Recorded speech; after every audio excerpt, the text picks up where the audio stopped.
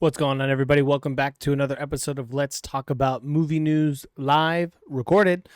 This one is being recorded because I have work today, so I will not be able to do a live show. I work 2 jobs today, so zero time to do a live show. But if you want to see live shows, be sure to like, comment, subscribe. Let's get the channel growing, so I could be making some monies, and then I could do it and not have to worry about anything. So with that, let's go ahead and get started. So I thought this first piece of news was going to be a little bit of fun, and it is Karate Kid Legends Rotten Tomatoes audience score breaks the franchise's record at 41 years in.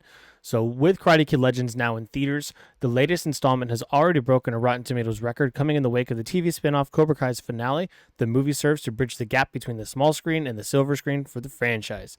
Jackie Chan returns as Mr. Han alongside Ralph Macchio as Daniel LaRusso and Ben Wang as Li Fong.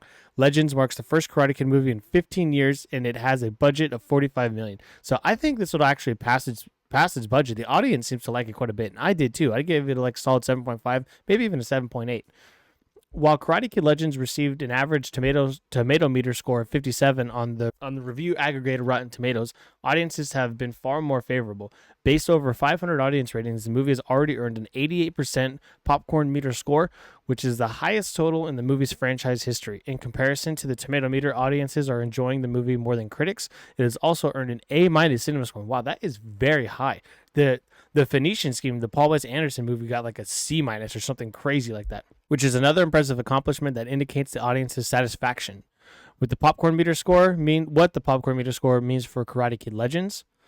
Critics have not been thrilled with the latest Karate Kid movie, but obtaining favor of audiences is arguably far more important. I agree.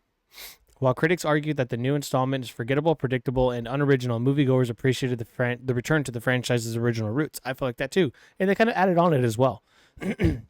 The divide is sharp, especially since many casual reviewers found the movie to be entirely original, a concept that professional critics have sharply rebuked. Regardless of the divisive response, it has already become the most generally beloved Karate Kid movie for regular viewers. I think the first one probably is, but as far as all the new ones, or newer ones, I guess, then yeah. So the tomato meter score. So yeah, the Karate Kid, I think the critics and the audience are very similar on the one from the 80s, so that it makes sense, especially back then there was less people going to the movies and stuff like that. So let's see, Karate Kid Part 2, 49.52, and then Karate Kid Part 3, 18.53, The Karate Kid, 67.67. Wow, that's a straight split. And then the next Karate Kid, 20.24%. So they're all very close, except for really Karate Kid Part 3 and Karate Kid Legends, between the audience and the critics. So I mean, that at least it's staying consistent. The score is subject to change as more viewers will be exposed to Karate Kid Legends when it comes to streaming, but this is still an excellent start for the movie, or for a movie that initially appeared to have bleak prospects. While the new installment is not award-winning material, regular viewers can promote positive word-of-mouth outreach that is essential when trying to drive more viewers to theaters, especially in an increasingly turbulent box office environment. So with that, nothing too crazy, but just Karate Kid Legends has a high audience score, low critic score. Let me know your thoughts down below. Did you like it? Would you put it in that 80 percentile range? I'd put it in the high 70s, maybe not the 80s. The choppiness was a bit too much for me. Like, no pun intended, there was karate chop. But I don't know. It just, there's so much that felt like was cut, and it was just like boop, boop, boop, boop, boop. It was just all over the place. So for me, I'd put it in like the 76 to 78 range, but it was still a good movie. I had a good time. Coming up next, we have the Black Phone 2 footage revealed with 3 terrifying new teasers. So the Black Phone 2, this movie was so good. It was original. I liked it so much. And then they got the new one coming out. This one seems to have more of a take, kind of like a Nightmare on Elm Street, because this guy, spoilers, he died in the first one, but he's coming back in the kid's dreams. So let's see what this is all about. The first footage of Black Phone 2 has arrived from the director of The Black Phone and its upcoming sequel, directed and co-written by Scott Derrickson, sees Ethan Hawke reprising the role as the Grabber. He's joined by Mason Thames. Okay, this is the cast from before. The movie is scheduled to arrive in theaters on October 6th, right around the corner. Now, Fandango shared the first footage of Black Phone 2 on the X account, which includes 3 teasers. The footage teases the return of the Black Phone murder details and a key location in the upcoming movie. Check out the post below. Okay. So let's see. Jesus, I'm not doing so well. I need help. Some real help.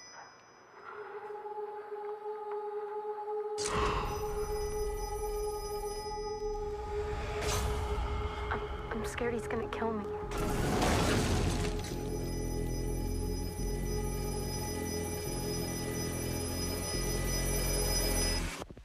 Don't let him win. Ooh.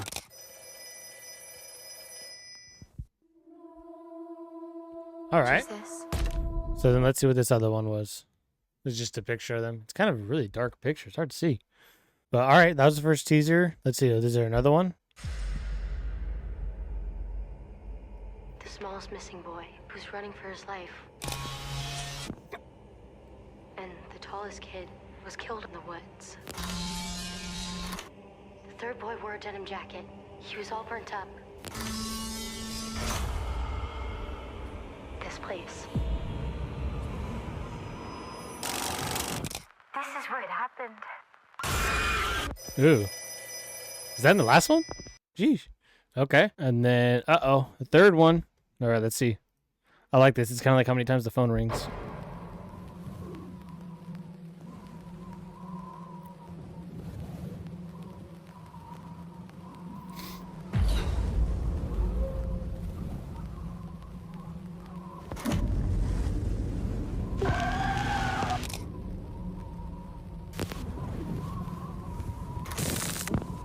God damn. Every time.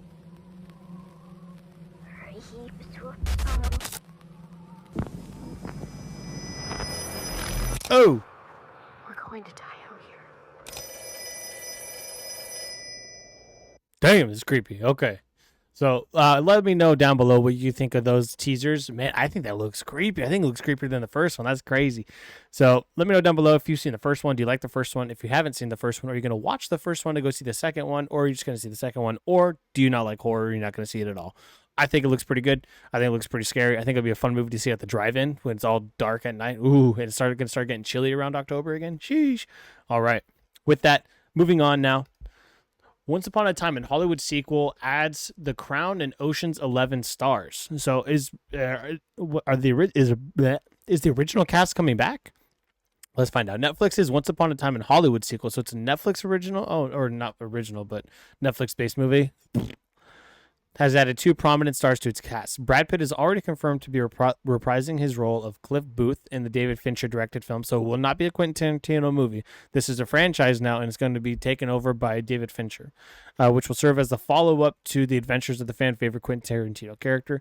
The movie is based on the script that Tarantino previously wrote, and production is expected to begin in July. So Tarantino wrote it, Fincher's going to film it.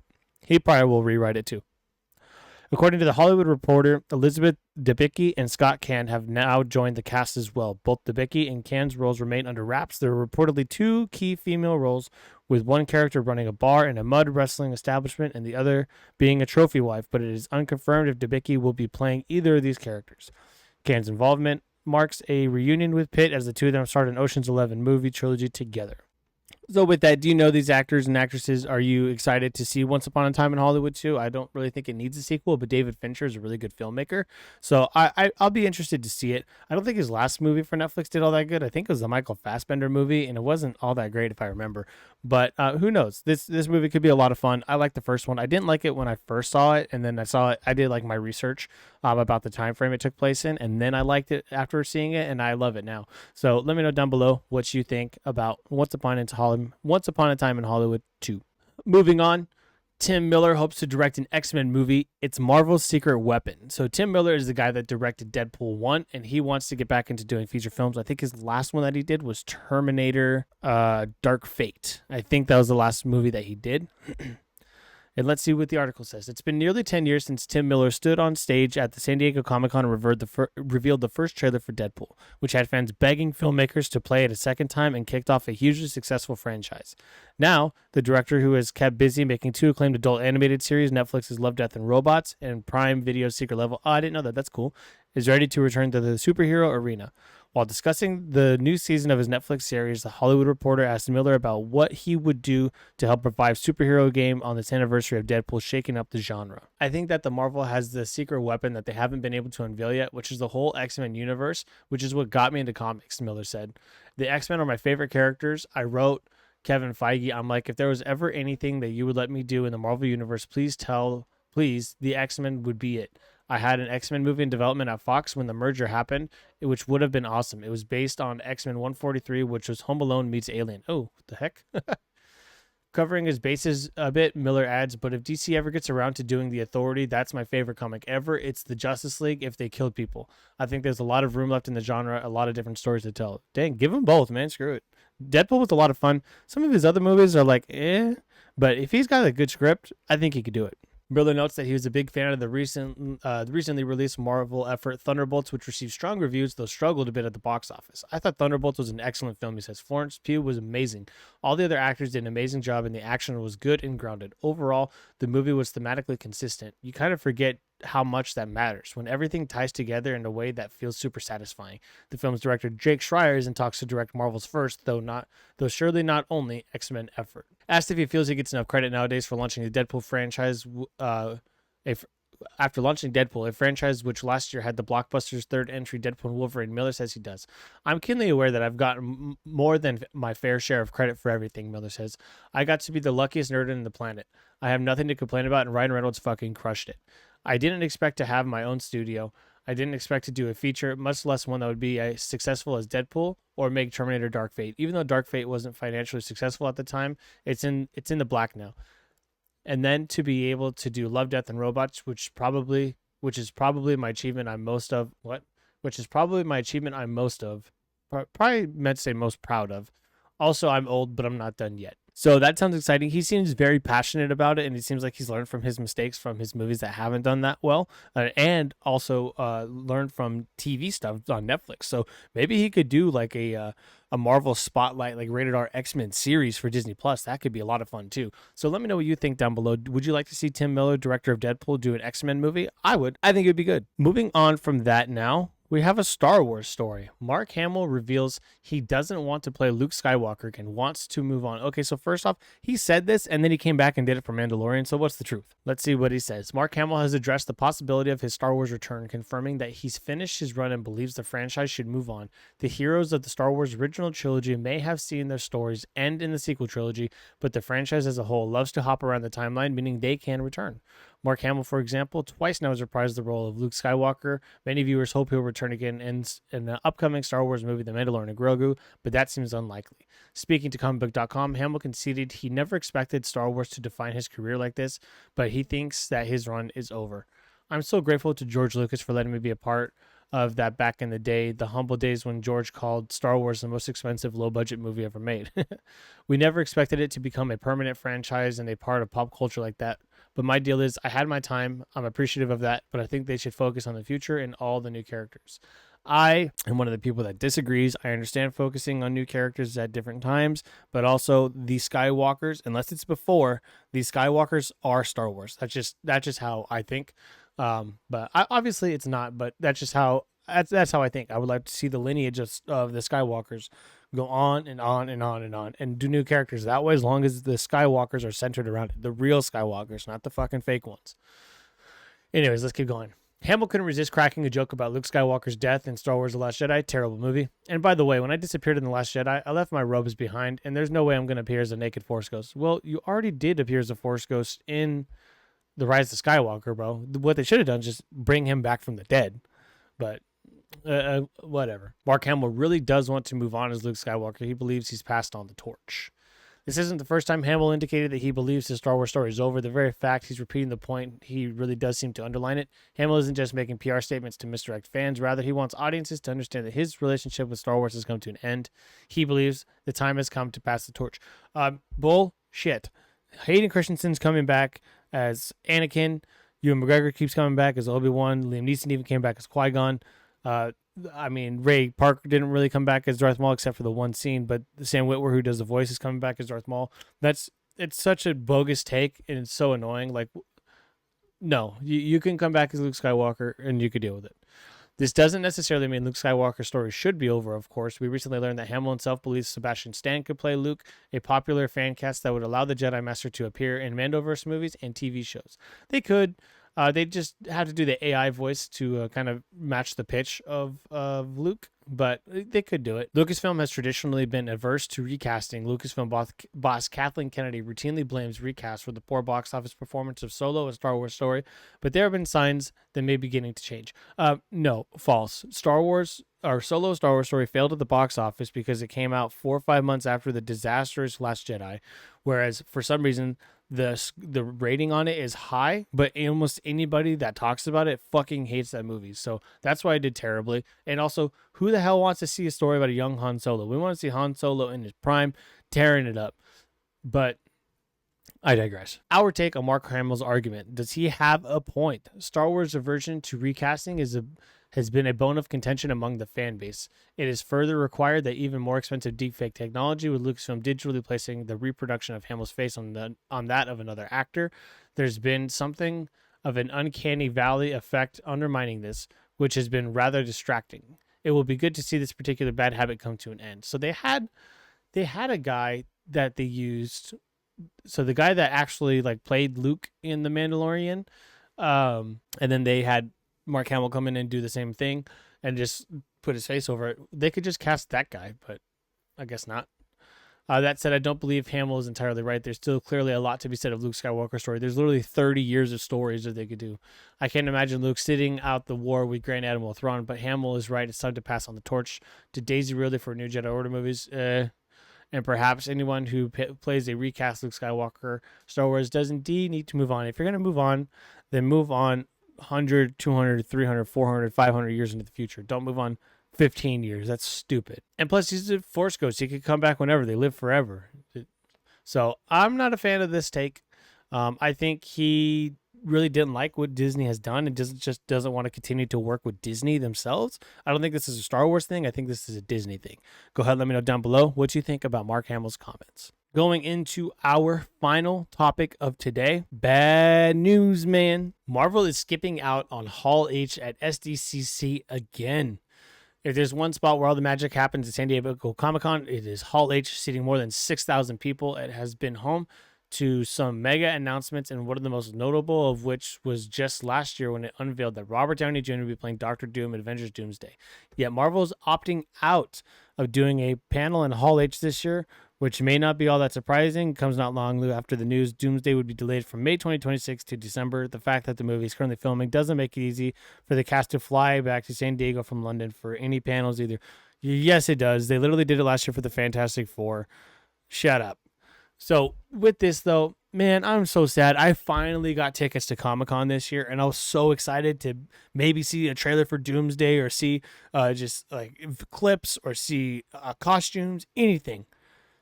And they're not even going. I got the 4-day pass, and man, dude, this just sucks. The movie getting delayed, I was okay with that. Movie getting delayed, that's fine. Make it better, that's good.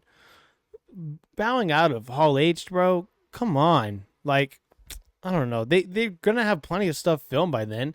They could have not all the cast, but maybe some of the cast come over and hang out for a day, dude. They literally do it all the time. It's so annoying. It sucks. So if not Hall H, where does that leave Marvel for this year's SDCC? Well, they'll still be present and have plenty to promote, especially given the Fantastic Four First Steps comes out in July. They just won't be taking their spot in the famed room. It should be noted, too, that 2026 SDCC will be held partly in Spain, with the time frame set for late September. Why is it going to Spain? Spain, Diego. And while the venue doesn't have a Hall H as we know it, Marvel can still capitalize on the new setup since it will take place in less than 3 months before the release of Avengers Doomsday.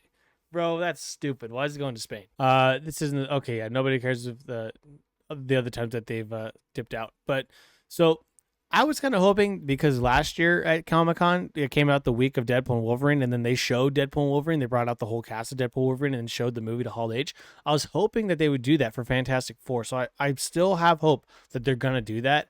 If not, then, man, that just sucks overall. Let's see here. This does beg the question of who will land in Hall H now that Marvel's bowed out. Yeah, it's going to be DC. Supposedly, it's only going to be James Gunn and John Cena. I hope not. That'd be so stupid to have a Hall H presentation just for Peacemaker and nothing else, especially when Supergirl's done filming. They're in post right now. Lanterns has been filming for months now, so they got some episodes in the bank. So maybe show us like an episode or two of that. But I don't know. And then Superman comes out 2 weeks prior. So it's just like, what are they going to do? Promote Superman? It's already been out for 2 weeks. So I think they're going to wait to see if Superman does well with the audience. And if it doesn't, then they're not going to bring a bunch of other people. And if it does, then they will bring a bunch of other people and it'll be a big secret. But let me know down below what you think about Marvel skipping out on Hall H. I'm very disappointed.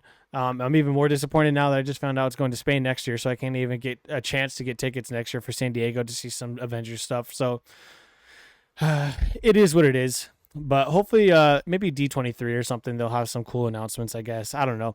But let me know down below your thoughts. That's going to be it for me today. Thank you for tuning in to this episode of Let's Talk About Movie News Live, recorded.